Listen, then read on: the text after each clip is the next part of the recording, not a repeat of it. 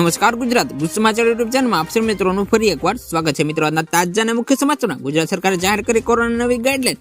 રાજ્ય સરકારનો મોટો નિર્ણય, સંપૂર્ણ લોકડાઉનની કરી જાહેરાત। સીએમ કોરોના થતા હોસ્પિટલમાં વગેરે તાજા સમાચાર જોશું તે પહેલા મિત્રો મહત્વના અને લોકોપયોગી સમાચાર જાણવા માટે ગુજ સમાચાર યુટ્યુબ ચેનલ ખાસ સબસ્ક્રાઇબ કરી લેજો। મિત્રો સૌપ્રથમ જો ગુજરાત સરકારે જાહેર કરી કોરોના નવી ગાઈડલાઈન, 17 શહેરોમાં નાઇટ કર્ફ્યુ લગાવાયો। ગુજરાતમાં હવે નવા કેસો 25,000 નજીક આવી ગયા છે। બેઠક બાદ સરકારે નવા 10 ઉપરાંત 17 બીજા શહેરોમાં નાઇટ કર્ફ્યુ લગાવ્યો છે અને 10 વાગ્યાથી સવારના 6 વાગ્યા સુધી રાત્રિ કર્ફ્યુ લાગુ રહેશે।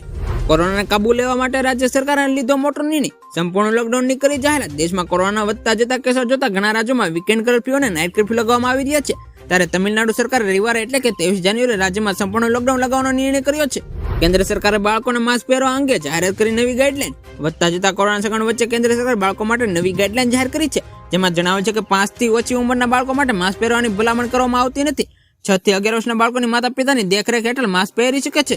પૂર્વ સીએમને કોરોના થતા હોસ્પિટલમાં કેરળ વધી રહેલા કોરોના સંકટમાં વચ્ચે પૂર્વ સીએમ વીએસ અચ્યુતાનંદન કોરોના સંક્રમિત થયા છે। તેમણે હોસ્પિટલમાં દાખલ કરવામાં આવ્યા છે। આ માહિતી તેમના પુત્રએ સોશિયલ મીડિયા પર આપી હતી। મફત વીજળી માટે લોકો પાસે ભરાવી રહ્યા છે સમાજવાદી ફોર્મ।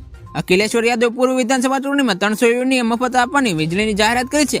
આ સ્થિતિમાં લખનૌ બેચ એડવોકેટે આરોપ લગાવ્યો છે કે કાર્યકર્તાઓ ઘરે ઘરે જઈને લોકો પાસે સમાજવાદી ફોર્મ ભરાઈ રહ્યા છે અને મફત વીજળીને લાલચ અપાઈ રહી છે।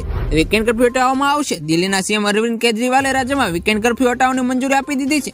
આ સાથે જ બજારોમાં દુકાનો ખોલવા માટે લાગુ થયેલ ઓર્ડિનન્સ સિસ્ટમ બંધ થઈ રહી છે। હવે ખાનગી ઓફિસો 50% સ્ટાફ સાથે ખુલી શકશે।